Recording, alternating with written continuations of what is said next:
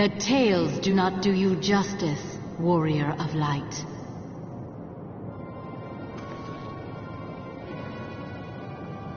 Yes, I know who you are, and you know who I am.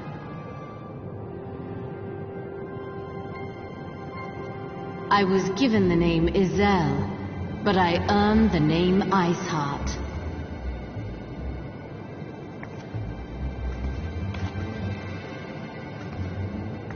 This endless cycle of hatred, of bloodshed, of sorrow, you would see it continue, O noble warrior of light. I would not. I will not. I will bring an end to this war between dragon and man, no matter the cost. In time, you will come to understand that what we do for the greater good. For Eorzea, for Hydaelyn.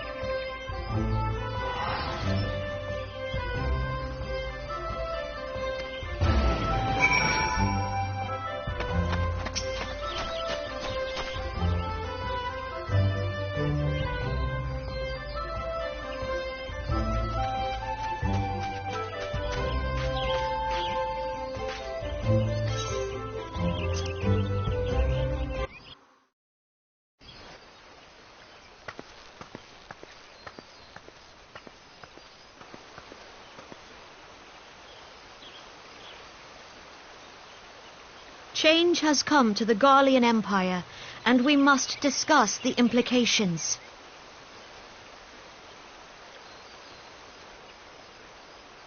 The rumours are true, then? The War of Succession is ended? It is. A new emperor reigns in Garlemald. Who?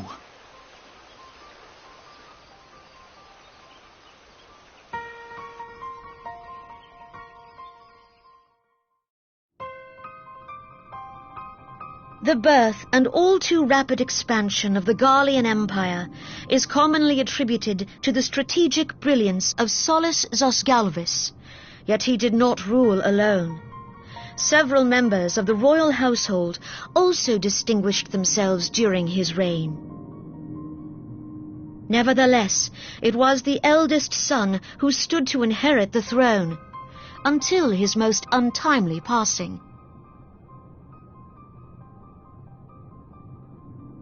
I thought us fortunate when I learned that the Emperor had died without naming a successor.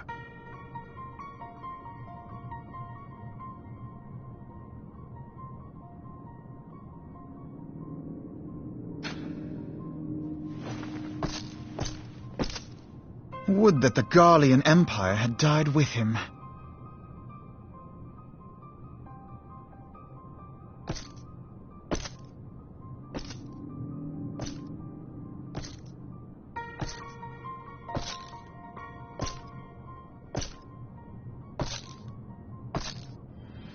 'Twas the grandson and his uncle who had the strongest claims, was it not?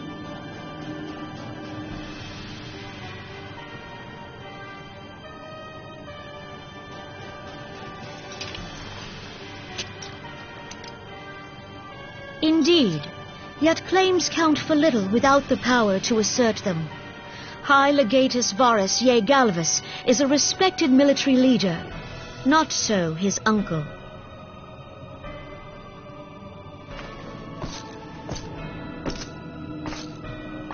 So young Varus has torn the crown from his uncle's grasp and taken his place at the head of the empire.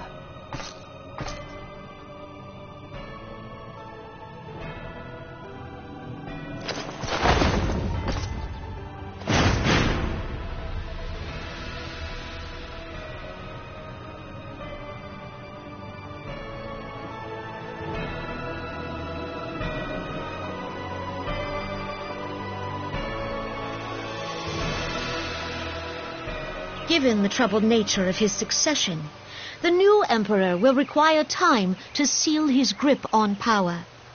Yet have no doubt but that he shall, for there are none left with strength enough to oppose him.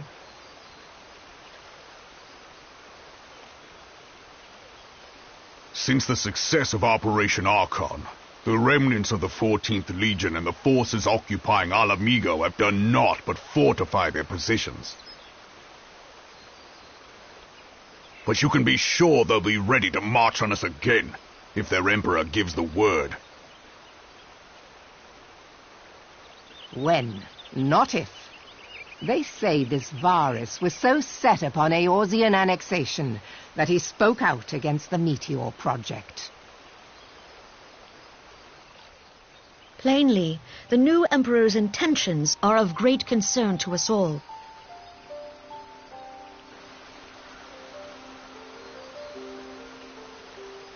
I propose that we set aside the Cartano dispute for the present, and discuss what measures the Alliance might take to prepare for a resumption of hostilities with Garlemald. Moreover, I move that we re-examine the question of how our former allies in Ishgard might be persuaded to retake their place at our side. Could Eorzea but stand as one, 'twould deal a grave blow to our enemies' ambitions.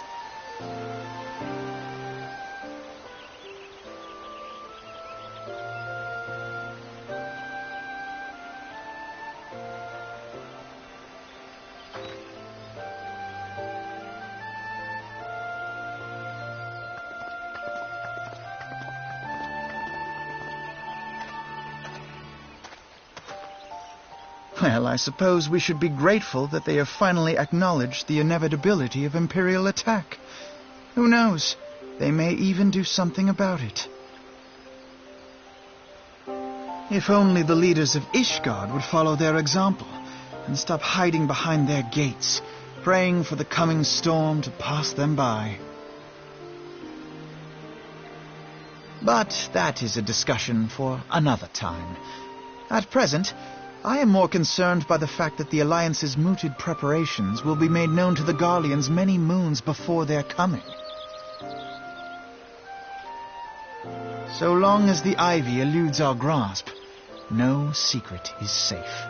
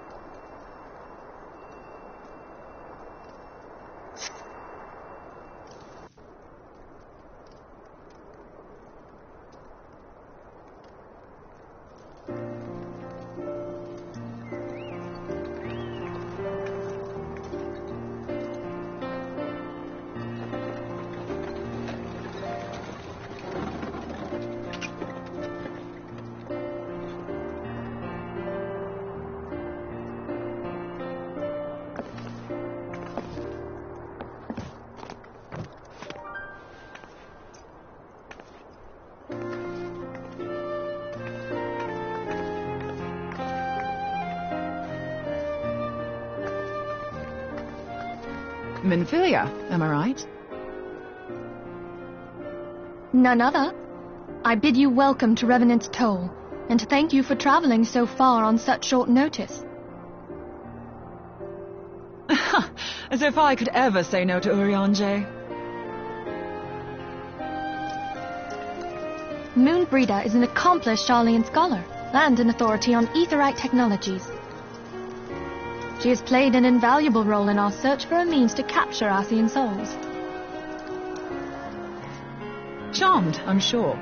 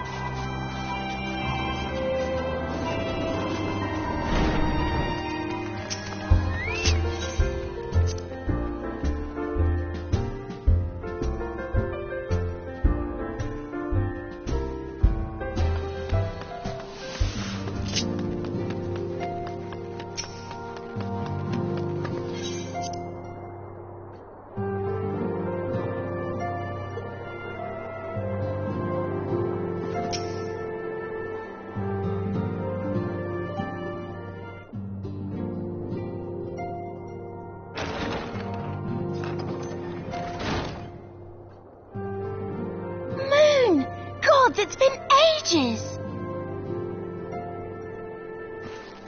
Oh, longer, sister!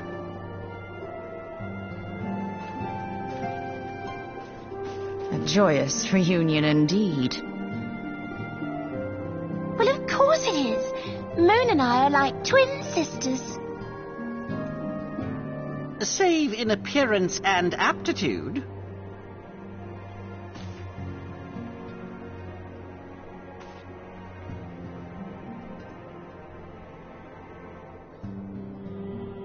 Everyone, if I could have your attention. We have with us an esteemed guest who has come from Sharlayan to assist us. I bid Moonbreeder join us here that she might share with us her extensive knowledge of aetherites. Also, as many of you are already aware, she has been overseeing our research into white auracite, a sample of which she has been good enough to bring with her.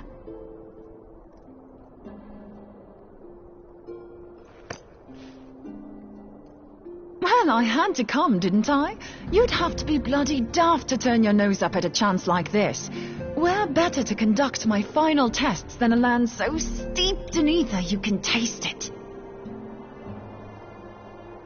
'Tis plain the passage of the years hath done little to dampen thy youthful spirits. And nothing at all to reform thy youthful manner.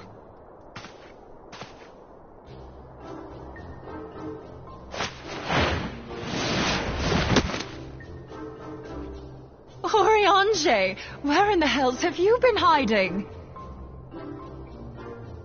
Unhand me.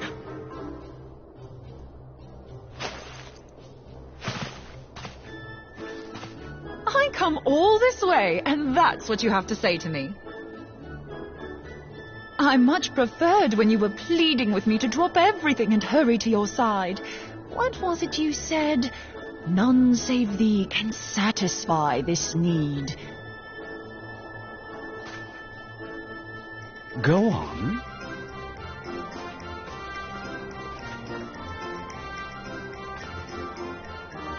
Thine artless attempts to misrepresent mine all too innocent motives do thee little credit.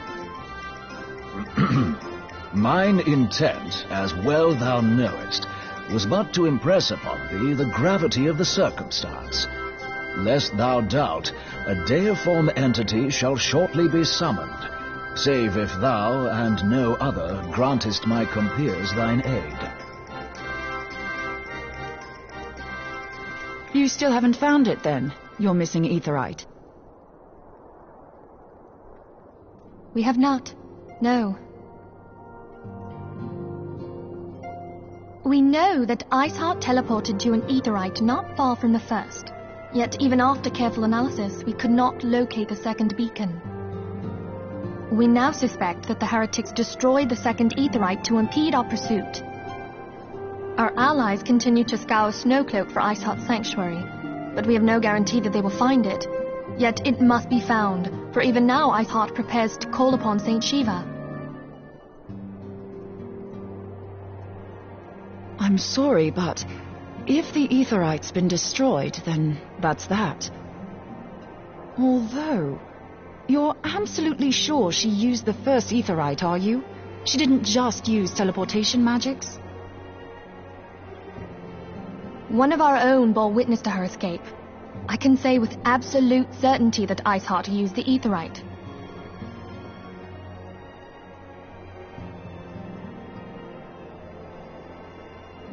In that case, there might be a way, so long as the ethereal current is still flowing. Truly? How? We use the current to recreate the beacon. As you know, aetherites are a bit like lighthouses. We use them to reconstitute our physical forms when crossing the ethereal sea. Without them, we'd lose all sense of direction and our essence would dissipate. However, we don't rely solely on these beacons. There are currents of ether which flow between them, currents which help guide us to our destination. Now, these currents will gradually dwindle away to nothing if an aetherite is destroyed. But if even a sluggish flow remains, we could theoretically use it to direct a surge of concentrated ether towards the void left by the beacon, and thereby fill it up again. Like opening the floodgates to fill a dry riverbed. Though, correct me if I'm wrong, but would we not need a veritable reservoir of ether? In concert, we might manage to channel a sufficient volume, yet that is not my chief concern.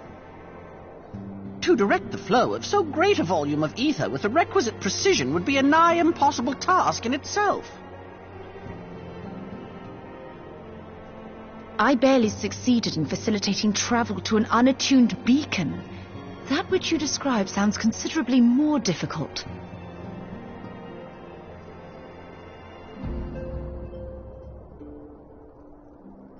And dangerous. Every person who has attempted to teleport in this fashion has died in the process. They, however, did not have white aura sight at their disposal. I can use it to channel all the ether you can give me into the aetherite. However, white aura sight cannot retain ether for an extended period of time, so we would need to infuse it immediately beforehand. Just so you know, I'd confidently give this plan better than even odds of success. And if the worst comes to worst, your people won't suffer. Though it risk the lives of our best and brightest, we have not the time to seek other options. If the ethereal current still flows, we shall carry out Moonbreeder's plan. That's the spirit. Let's roll the dice.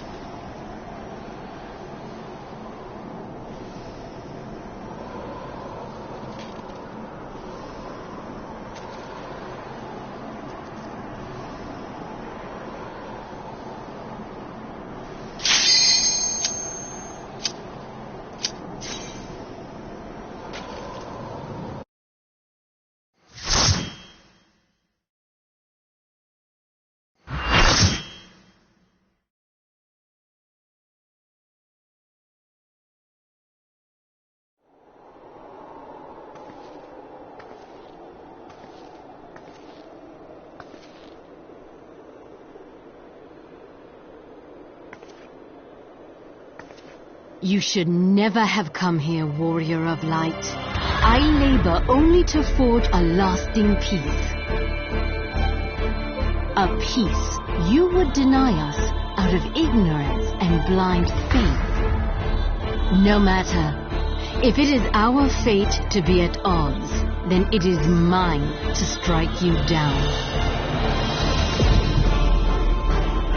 We whom gods and men have forsaken shall be the instruments of our own deliverance. Partake of my flesh. Fill this vessel with your light. Walk amongst your brothers and sisters once more. Oh, Saint Shiva, still the hatred within our hearts and bless us with eternal grace.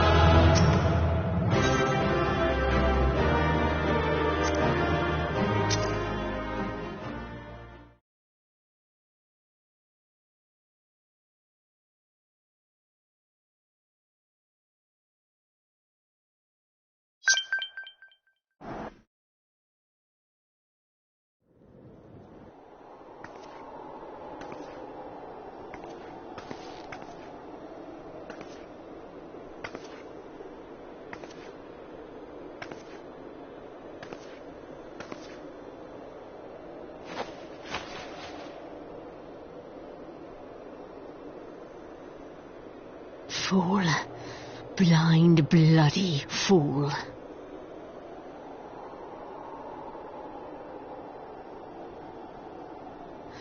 You, of all people, should understand the suffering war begets.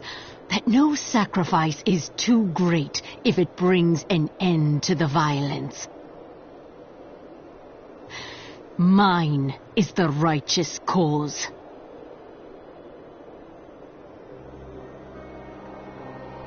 You fight in a war you do not understand. A pawn of liars and schemers. And they are no less ignorant than you, following the creed of their fathers without question, never thinking to ask why. Trapped in a delusion of their own creation, and blind to the truth.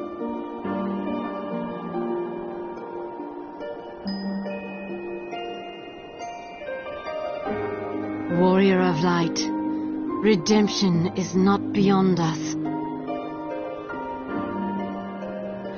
We who walk before may lead those who walk after.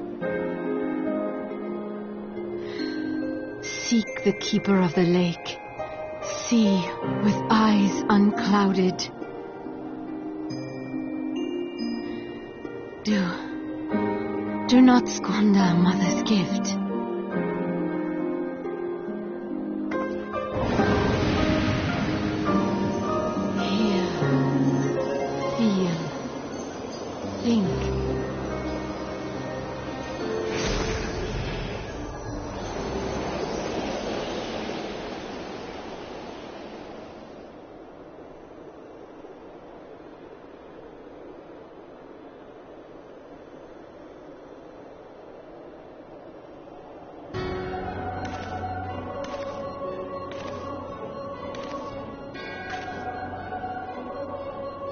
And so the vessel withdraws, a predictable outcome. Nevertheless, La Habrea will be pleased. How unfortunate.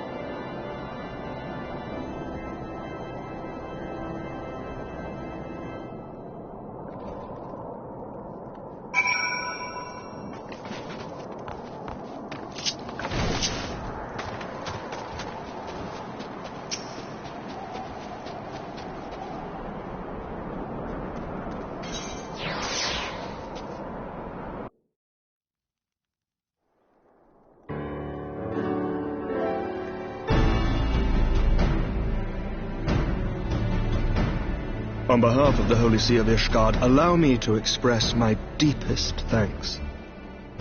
Never before have we been required to contend with a primal. Indeed, there were fears in some quarters that our knights might not be equal to the task. From what we have now learned of these beings, I can say with certainty that we would have lost a great many men had the Scions not intervened. Then the argument for preemptive action should be self-evident. Perchance now you will reconsider my proposal that Ishgard move against Nautalon. Ere we first met, a similar proposal was tabled, but the Holy See decreed that we were to observe, and that military action should be taken only in self-defense. All things considered, it was not an unreasonable decision. Since the calamity, 2 vigils have fallen to the Horde, while Garuda has never shown any inclination to storm the gates of judgment. Which is why this unprecedented crisis and its resolution may prompt a change in policy. You who have faced these primals know well the threat they pose. Ishgard did not. Not until now. And there is naught like a brush with death to change a man's outlook. At the very least, this should silence any lingering objections to our arrangement with Revenant's Toll. The Holy See may even feel moved to grant us its formal endorsement. So far as it is possible, the Scions shall be compensated for their service. We should be grateful for any aid you can provide. As a gesture of good faith, I shall withdraw my previous request. Your people are doubtless needed elsewhere. That will not be necessary. We, too, have a vested interest in watching Dravania's movements. I see. Once more, I must thank you. Sir Emmerich, if I may, do you truly believe that Midgard-Zoma could return?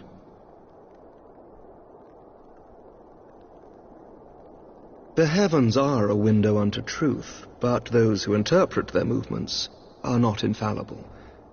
I requested your involvement as a precautionary measure. But of course, you sought an excuse to compensate us from the first, mindful of what would happen if Revenant's Toll were taken by your enemies. Ishgard is not wont to aid its neighbors, but that does not preclude it from manipulating them to serve its own interests. Choose your next words carefully.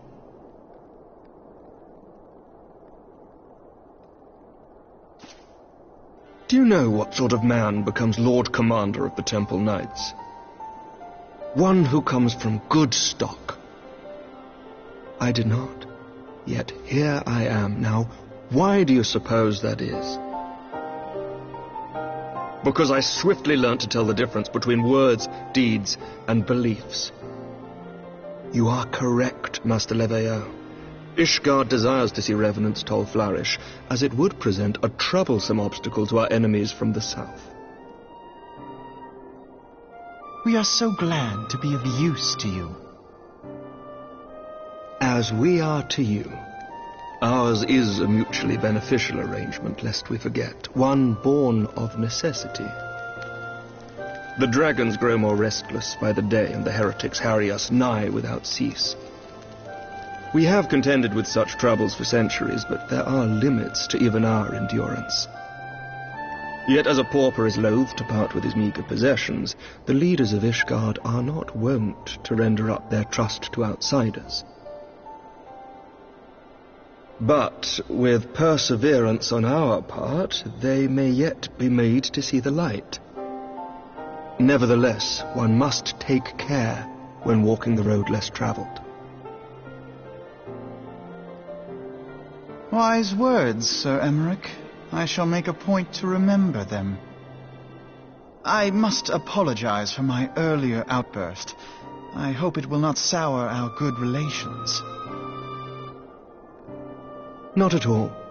You but spoke from the heart. I trust you understand that at times my duties may prevent me from meeting with you. On such occasions, my second-in-command will speak for me.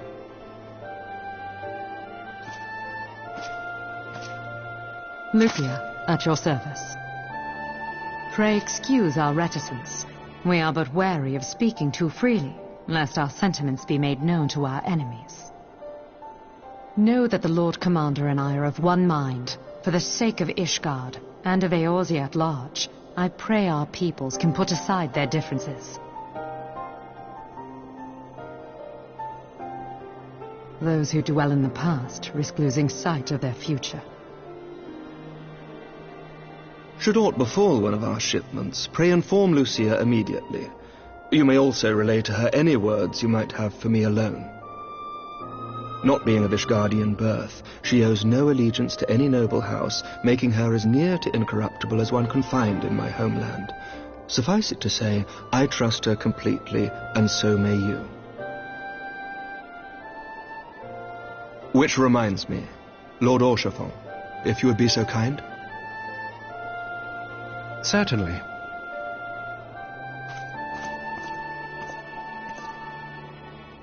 In times such as these, trust is ever in short supply. Mayhap this will go some way to rectify the problem. The results of our investigation into the heretics' recent attacks, as well as our interrogation of the merchant you detained. Sir Emmerich, I cannot thank you enough. Think nothing of it.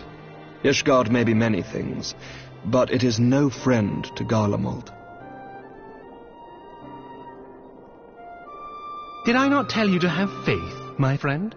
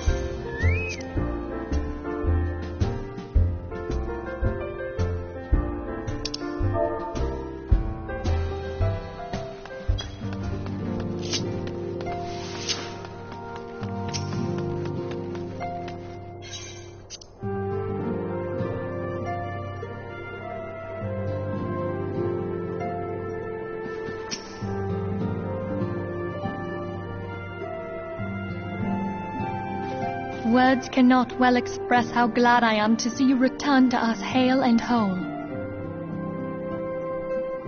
Needless to say, I am most eager to hear your account of that which occurred in Kurthis, assuming you're ready to speak of it.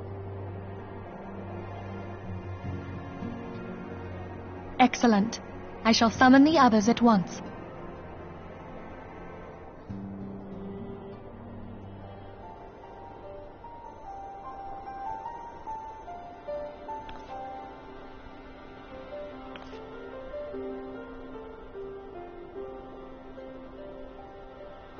Iceheart used her own body as a vessel for a primal soul?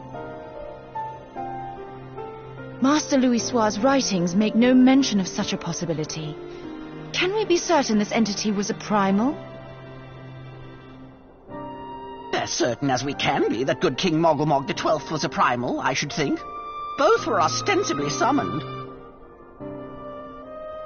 Let's not quibble over definitions. Of more concern is the implication that Iceheart retained her will, even after she was possessed. We are talking about a mortal, wielding the power of a primal. It can't possibly be that easy, can it? There must be some sort of sacrifice required. Or maybe she's just special? What qualities this woman possesseth, I know not, but full sure am I that she was groomed for this role. Few are privy to the secrets of summoning, and but a single party standeth to profit from their dissemination. Well, I wouldn't presume to comment on how the lass came to know about summoning, but I will say that what she summoned was a primal. The readings were the same, or near as damn it. Strange as it all sounds, it's really no different from what you've faced before. Then mayhap it is time that we re-examined our previous encounters. Pack your things, Ida. We're going back to Gridania. Yes, sir.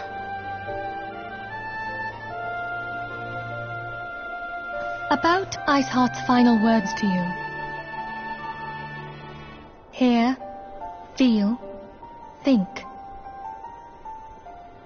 Hydaelyn speaks to her as well. If Iceheart is blessed with the power of the Echo, she will doubtless have used it to further her goals. Or could it be that it was a revelation granted her by the Echo which first set her on this path? She did say that the Ishgardians were blind to the truth.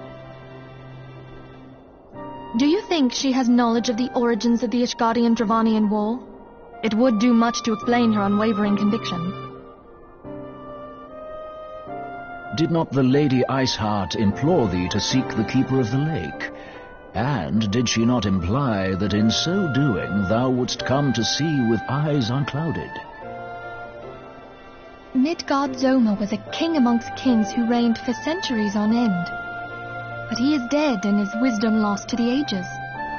Unless the Ishgardians' fears are well-founded. It would seem we have yet another reason to stand watch over the Keeper of the Lake. For a mercy we are well positioned to do so. Iceheart, Shiva, Ascians, and Midgard-Zoma. I shudder to think how they're all connected.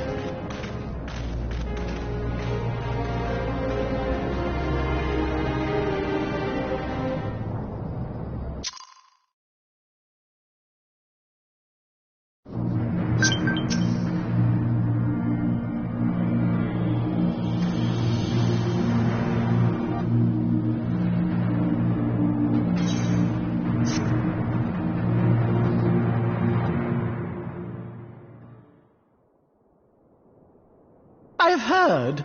Truly bothersome business. No, I do not foresee a problem on that front.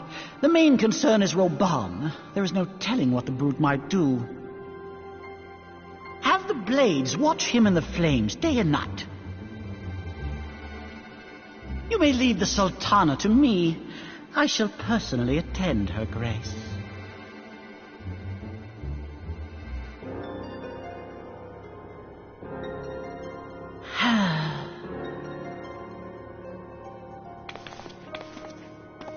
Sever one of the East Aldenard trade routes.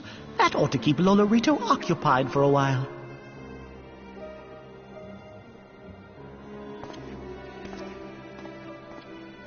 Nanamo Ulnamo. For my sake, pray be a good little Sultana to the last.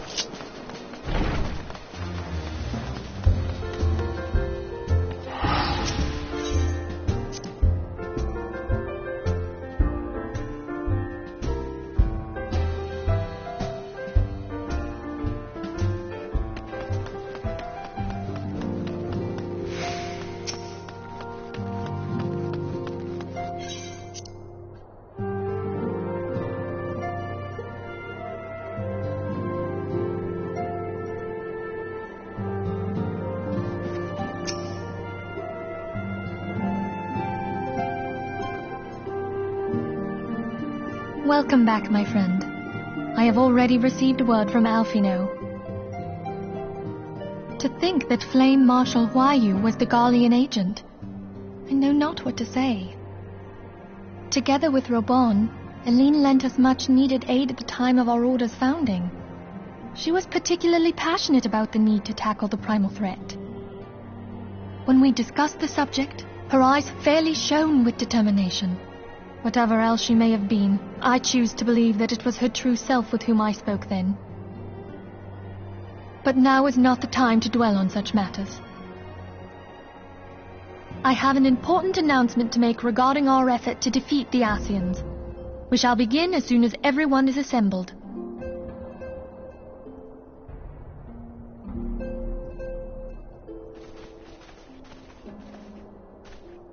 My thanks for coming, friends. Moonbreeder, the floor is yours. By now, I'm sure you're all familiar with white aurosite, the miraculous material that'll allow us to capture Ascian souls. Back at Snowcloak, we verified its ability to absorb vast amounts of ether. Alas, it leaves something to be desired in the area of stability. The stone can only store ether for a short while before expelling its contents. In addition to aurosite's inherent limitations, we must needs be wary of our enemy's strength. Our foe draweth upon an infinite wellspring of power. Even should we succeed in entrapping him, the stone will not long contain his wrath. Meaning that, if we want to kill the swine, we'll have to be quick about it. 'Tis our belief that an Ascian soul may be permanently undone, if smitten by a sufficiently concentrated burst of pure ether. The only trouble is, we can't say for sure how concentrated the burst needs to be.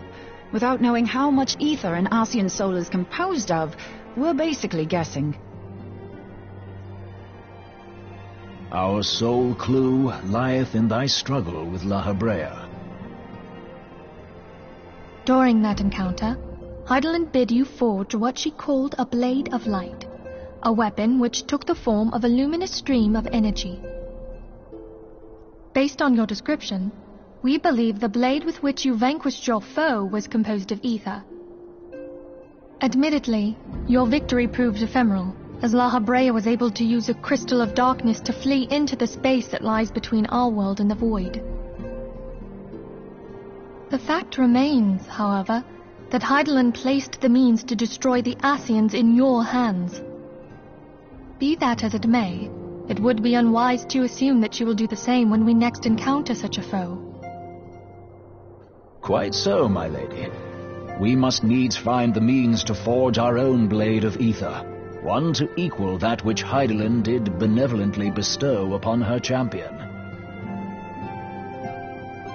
That is all well and good, but it seems to me that producing such a blade will require a prodigious quantity of ether. Whence will it come, pray tell? Oh, what if we had 2 pieces of white orosite?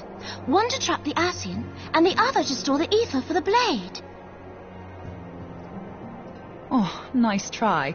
But it's as I said, the stone won't hold ether for any length of time. We'd still need to collect the stuff there and then, sorry to say. And therein lies the rub. Finding a way to create the blade whenever and wherever we choose. 'Twould seem more research is in order. I'm going to linger a while, perform a few more tests on the orosite. And I could do with some help. Urianger, why don't you lend me a hand? Mine apologies, but I am required at the Waking Sands. Lady Minfilia hath given me sole charge of the premises. 'Twould be unseemly to leave them unattended. Sole charge, you say? So you're basically alone there, then? Well, that settles it. I'll just have to come to you.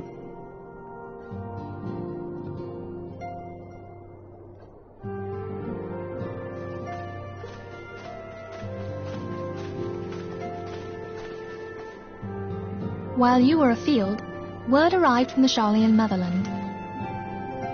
You will recall that a survey party was dispatched to investigate the incident of the Isle of Val. What they discovered was troubling, to say the least. According to the report, the isle has been erased from existence. 'Twas as if a hole had been torn in the very fabric of reality. Aye, yet the mystery endeth not with the isle's disappearance. It hath come to light that a number of scholars in various other locales were reported missing at a similar juncture.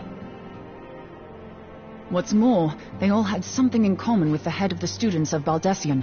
Every last one of them was researching a phenomenon called dimensional compression, or the rejoining as the ancient texts call it. I'll be damned if that's a coincidence. All indications suggest Ascian involvement, but I sense that a force greater still is at work. The entity the dark beings call the one true God. We must pray that my dear friend Kryl regains consciousness soon. If she bore witness to the Isle of Val's final moments, she may be able to shed some light on this mystery.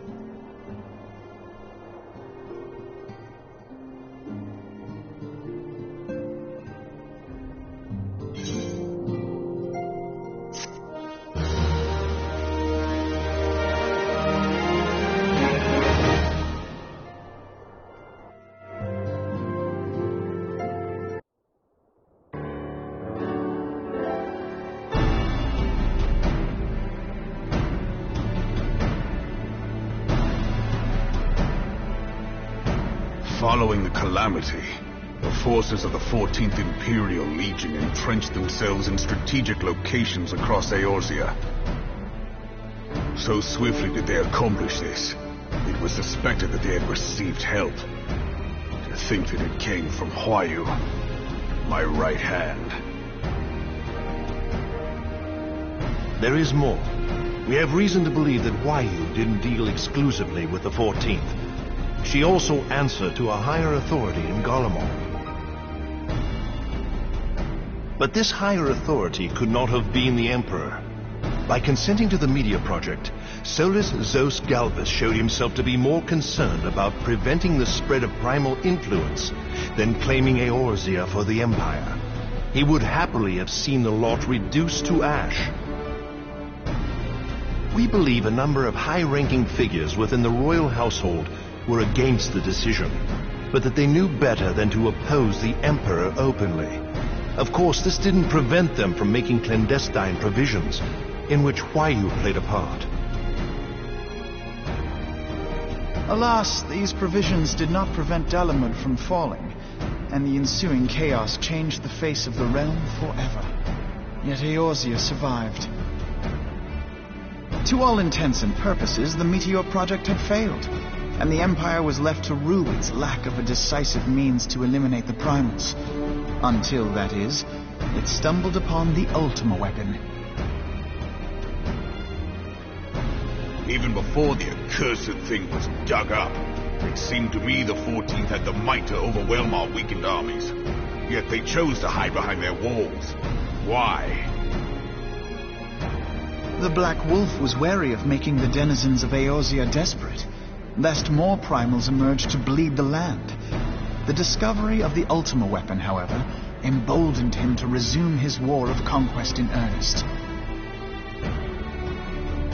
But there was one in Garlemald who believed that Van Belsar's actions were premature.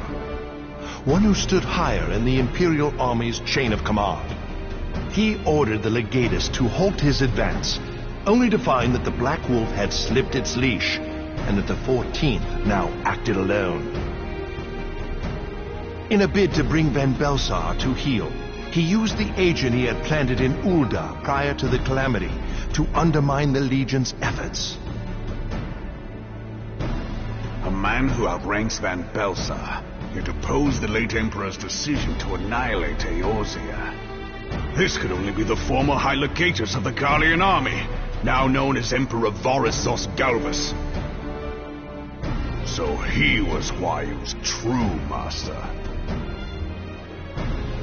But one of several in actual fact. We've learned that even as Huayu served the Empire's interests, she sold Imperial secrets to a certain faction in Eorzea. In so doing, she helped to maintain the status quo, thus prolonging the conflict. Considering who stands to profit from war, it isn't hard to imagine who her other masters were. Seven hells! You mean to say that she was a double agent? Triple, if you consider her services to Van Belsar and the new Emperor as separate. As neatly as these pieces seem to fit, one aspect of the puzzle remains unclear to me. By whose will was the Marshal feeding intelligence to the heretics? And try as I might, I fail to see how aiding their cause would profit either her Imperial or monetarist masters. Could it be that another hand is at work here? If so, Huayu must be made to reveal whose it is.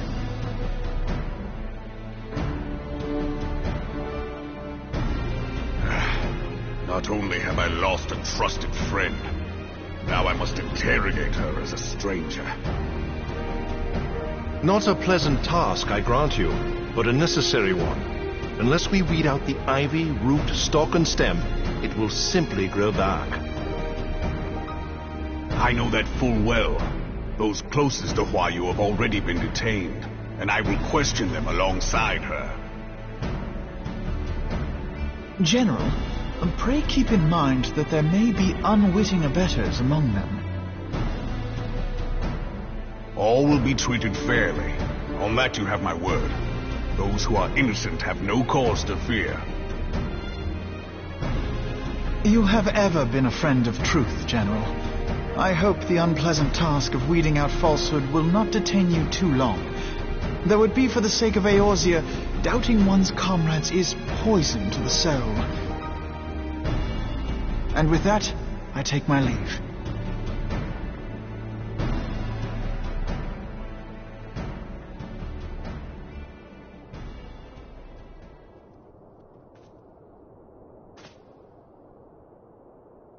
All these years, I've been made to dance to their tune. How could you, Huayu? How could you side with them? Those cankers who take from this land and give naught in return, who use their power to disempower and grow fat while the people starve. I know you can hear me, monitorist scum! Your crimes will not go unpunished! Say you haven't purged this land of your sickness before the eyes of the 12, I swear it!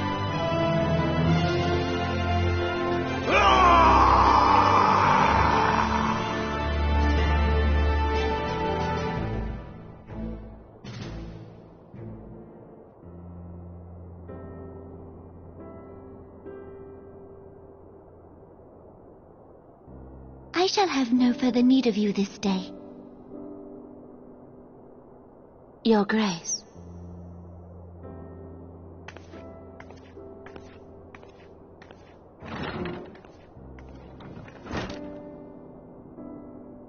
I fear that not even mine own chambers shall remain private for long.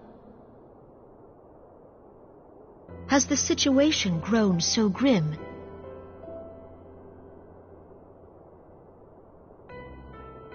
Ever since he proposed the Cartiner Reclamation Bill, Teleji Adeleji has risen to greater prominence upon the backs of impoverished refugees.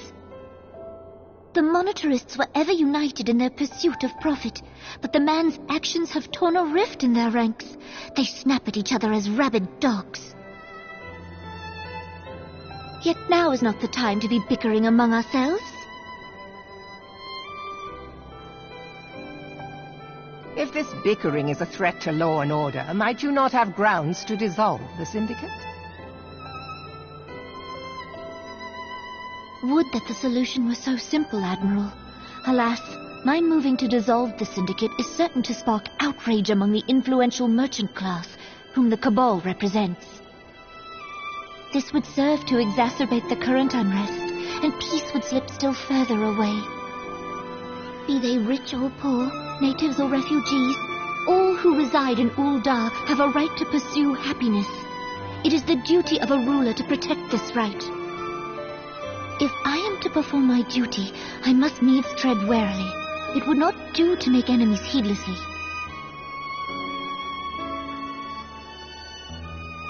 Were Lord Lolorito here, he would doubtless say that I have my head in the clouds. A ruler is required to take a wide view. Try as we might to cater to all needs, some will inevitably be overlooked. As such, there shall ever be citizens who feel aggrieved. It cannot be helped. But as you have informed us, the monitorists take no view but their own. They hunger for power while the masses starve. In the absence of a common cause, it seems beyond any one individual to make Ul'dah whole. And the presence of a Garlean agent within the immortal flames only makes matters worse. Even accounting for Ul'dah's historic reliance upon mercenaries, such a grievous breach of security is unprecedented. I fear this business will provide the monitorists with a rod to beat Rauban.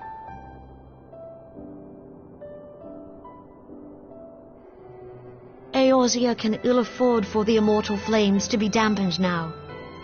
Ere long, the Garleans will turn their ravenous gaze toward our lands once more. If we are to resist their might, our nations must stand together. Yet for this to happen, our nations must be whole.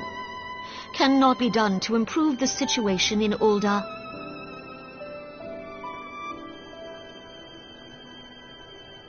true wealth of Uldar lies in the health, happiness, and hopes of her citizens. Alas, the citizens shall never know these things, so long as their lives are ruled by the ambitions of the few. The monetarists claim to represent the best interests of the people, but in sooth they desire only to manipulate them for their own selfish ends.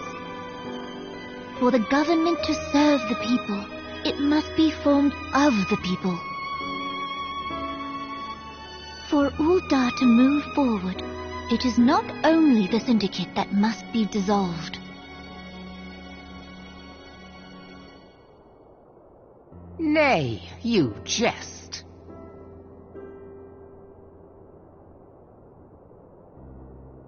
My friends, it was for no other reason than to make known to you mine intent that I requested your presence here. When I make my declaration to the people, chaos shall inevitably ensue. As the last monarch in the line of Ul, I make unto you this request. Help Roban to preserve order and protect the people. Forsake them, and you forsake yourselves, for a strong Eorzea will ever have need of a strong Uldar.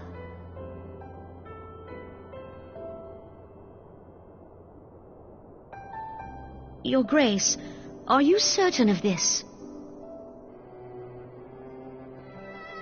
There is no other way. When the time is ripe, the nation shall become a true republic. Both royalists and monetarists shall cease to be. Uldar will no longer belong to kings or queens or merchant princes, but to her people.